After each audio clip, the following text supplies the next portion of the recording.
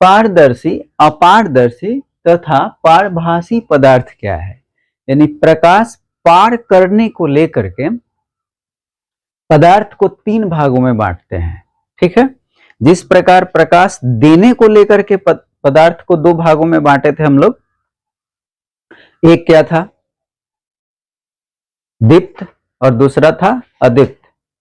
दीप्त पिंड और अदीप्त पिंड। उसी प्रकार प्रकाश जो कुछ पदार्थ जो है जिससे प्रकाश पार कर जाता है और कुछ से पार नहीं कर पाता है और कुछ से थोड़ा सा मात्रा पार करता है, तो उसको लेकर के पदार्थ को 3 भागों में बांटते हैं। एक आता है क्या आपका 1 नंबर पारदर्शी, यानी कि ट्रांसपेरेंट पदार्थ। ठीक है, पारदर्शी पदार्थ क्या है? तो वह पदार्थ जिनसे होकर प्रकाश, देखिए यहां पे, आसानी से पार कर जाए। क्या है? जिनसे होकर के प्रकाश आसानी से पार कर जाए उसे पारदर्शी पदार्थ कहते हैं। ठीक, अब जैसे में क्या आ जाएगा इसके?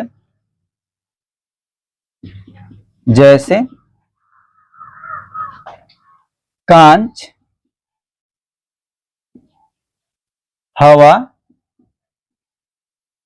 पानी, शून्य, जहां कुछ नहीं हो, ये इसके उदाहरण हो गए। ठीक है, किसके? तो पारदर्शी पदार्थ के। वैसे पदार्थ जिनसे प्रकाश आसानी से पार कर जाए। ठीक, अगला आता है क्या?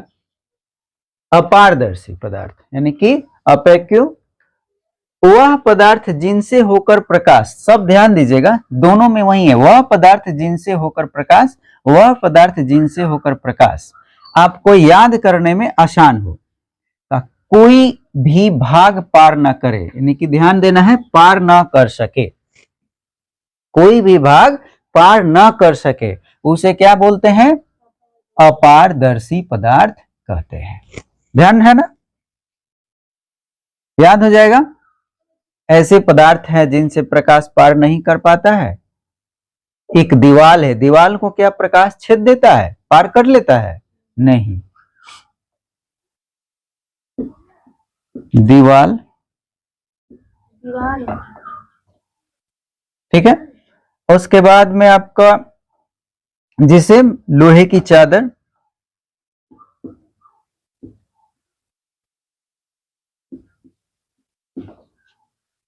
ठीक, इस सब से क्या होता है? प्रकाश पार नहीं कर पाता है। मिट्टी,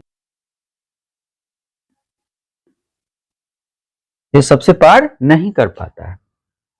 अब तीसरा नंबर आ गया पारभासी, यानी कि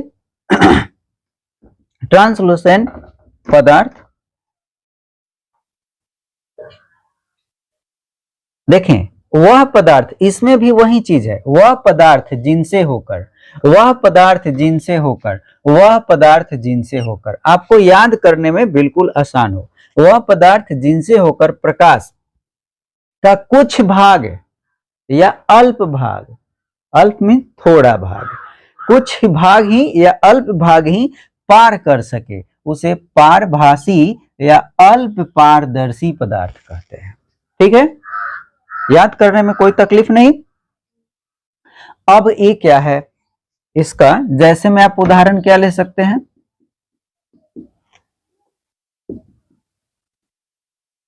इसका अगर बोलता है उदाहरण में, तो आप क्या ले सकते हैं? धुआं, ठीक। उसके बाद में कुहासा, कुहासा, धुआं हो गया, कुहासा हो गया। बादल, तेल से भींगा कागज,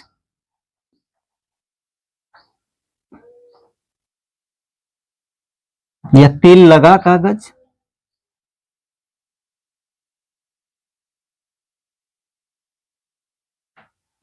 इसका उदाहरण हो गया। देखते हैं ना, धुआं में हल्का दिखाई देता है, ज्यादा धुआं हो तो दिखाई भी कम, बिल्कुल कम हो जाता है।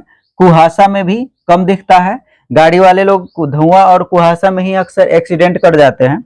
बादल, जब आकाश में बादल छाया रहता है तो इस धरती पर जिस भाग में छाया रहता है उस भाग में क्या होता है, प्रकाश अल्प मात्रा में आता है और गर्मी के दिन हो तो लोगों को राहत मिल जाता है। तेल से भीगा कागज, अगर आप किसी कागज को बीच में ही तेल से भिगा लेते हैं तो किनारे पे उसके देखेंगे तो आपको दिखाई नहीं देगा, और जो तेल से भीगा हुआ कागज हो थोड़ा पास मिला के देखेंगे ना तो उस बगल की हल्का हल्का दिखाई देता है। ठीक है, तो यही आपका उदाहरण है। कुछ भी याद करने की जरूरत नहीं, एकदम दिमाग में सेट कर लीजिए। पार करता है, पार नहीं करता है, पार थोड़ा करता है। ठीक, वह पदार्थ जिनसे होकर प्रकाश पार कर जाए उसे पारदर्शी पदार्थ कहते हैं। वह पदार्थ जिनसे होकर प्रकाश पार न कर पाए उसे अपारदर्शी पदार्थ कहते हैं। वह पदार्थ जिनसे होकर प्रकाश की अल्प मात्रा पार कर सके, थोड़ा मात्रा, उसे पारभासी या अल्प पारदर्शी पदार्थ कहते हैं। कोई दिक्कत नहीं। तो आज अब लगा कि आप समझ गए होंगे कि पारदर्शी, अपारदर्शी और पारभासी पदार्थ क्या है। यहां ध्यान दीजिएगा, पारभासी कहे तो, अल्प पारदर्शी कहे तो